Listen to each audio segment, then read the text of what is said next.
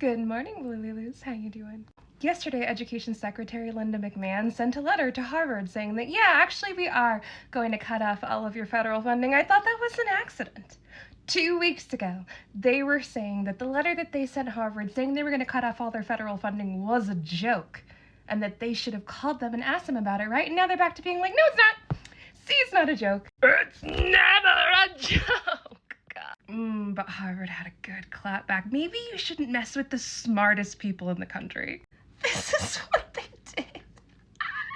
They took a red pen through the entire thing, and this is 2 pages long, and they circled stuff, and I love all the question marks with the exclamation points, like, oh, spark story.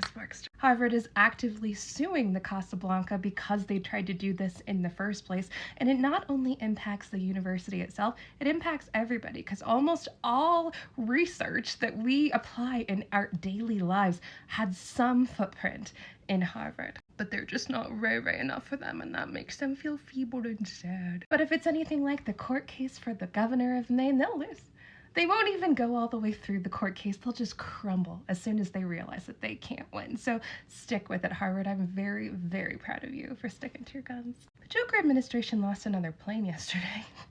That's the second one in the last week. They've just whoopsie-doodled into the Red Sea, and now they can't find it. They said that they just didn't really snag it the right way when it was coming in for a landing, and both the pilot and the machinery had to be ejected off the plane, and it just like into the ocean. Each of these planes cost $60 million, and I really don't remember this happening when the Maverick was in the Casablanca. But not to worry, Vin Diesel's on it. He said, you know what, I think that we have too many 4-star generals. I don't really like that.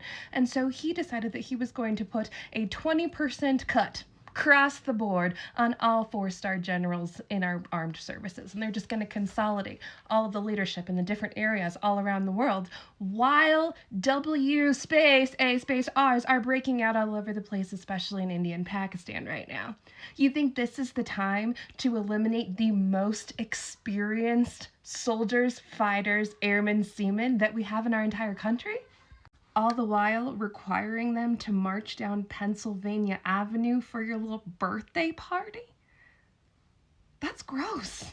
The Joker did actually have a win in the Supreme Court yesterday, and they decided that it was totally fine for them to block all transgender people from being in the armed services once again. Why are you doing this? Like, you suck at this so bad.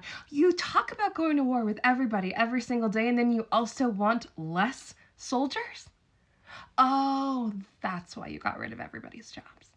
You want people to be so broke and have so few jobs that enlisting in the military is the only thing that they're able to do to protect themselves and their families.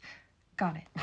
This tradwife influencer went on the Piers Morgan show to talk about how much she just loves Shiloh Hendrix and she thinks that she's amazing and she's supporting free speech. And Piers Morgan was like, yeah, you can have free speech, but you still have to be accountable for what you say to people. And do you use the N-word? And she was like, yeah, sure.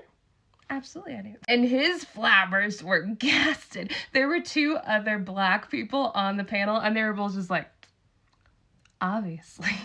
She then goes on to say, yeah, absolutely, I'm a racist, I'm a white supremacist, I'm a Christian nationalist, and I'm proud of that. And if I can advocate for white people to have real, true free speech, then that's what I'm going to do. And if his hair could be blown back, it absolutely would have been. And that reminded me of watching Trevor Noah probably about 10, 15 years ago, and someone had asked him, like, okay, well, you're from South Africa, where is the racism worse? Is it in South Africa or is it in the United States? He's like, I actually think it's worse in the United States, because in South Africa, they'll be like, yeah, we don't want you here because you're black, and we don't like that. Here they have the exact same feelings, but they'll get mad at you for calling them racist when it's clearly racist. He's like, they gaslight you into thinking that they're not racist here. We're in South Africa. They're like, yeah, no, I don't like you because I'm racist. And he said there was something about that was refreshing, and I get it now. Because, yeah, she absolutely is. All the people that are donating to her absolutely are. But I hope that the people that are on the fence and they don't believe that that's the case, I hope they see that interview and they recognize that is who you are aligning yourself with. People who can't wait to call children the N-word. Allegedly for entertainment purposes only. TikTok, don't mess with me today, okay? And lastly, there's been a little bit of controversy from a couple of creators that I really, really like. I won't name either of them, but one of them is basically calling a big chunk of us blue and on and talking about how you can't go down rabbit holes and that you're driving yourself crazy, yada yada. I think that she did say it in a very respectful way. I still follow her. I'm going to continue to follow her. But I just want to say that you're not crazy if you believe the same things that we believe. I came up with the term Blululu to kind of reclaim that term, right? Because blue and on like associates them with them. It's kind of like how the nerds reclaimed nerds. I reclaimed Blululus because I don't think that there's anything wrong with asking questions. And a lot of the people over there don't either. They just don't want to say it out loud. And I fully admit that I've probably tanked any semblance of a career that I could have possibly had by being willing to talk about what happened in November. But I was willing to do that because I wasn't going to let a bunch of you guys and our friends think that they were the only ones who saw what was so clearly written on the wall. I believe it more now than I ever did back then. And everybody just goes, oh, stop saying that. Nobody's coming to save us. Nothing's going to happen. That's true now. But that wasn't true in November or December. I continued to say something about it because all we needed was one congressperson, one district attorney, one official to just take a double check.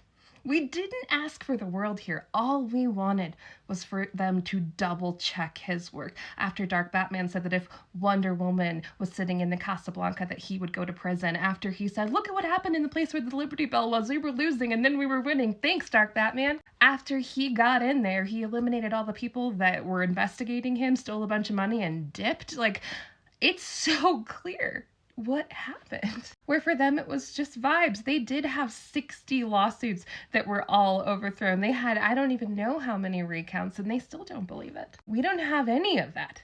They never double checked. Look how many times he has broken the law in the last 7 days. You really don't think that that's what happened? There's nothing crazy about asking those questions. And if you want to wait for the mainstream media and everybody else to come to consensus before you say anything, that's totally fine. I totally get that. We need people like you, but it doesn't make people like us crazy. Maybe you're more NPR and we're more John Oliver, and there's nothing wrong with that, okay? We're all put here for a reason. We all have different roles to play, and I will not be the person that's out here ragging on any other creator. We need people who are super discerning. We need people who are going to ask questions. Every movement needs gas and brakes. And I'm happy for you no matter where you are, as long as you're not attacking the other people who are all trying to do the same thing. Okay?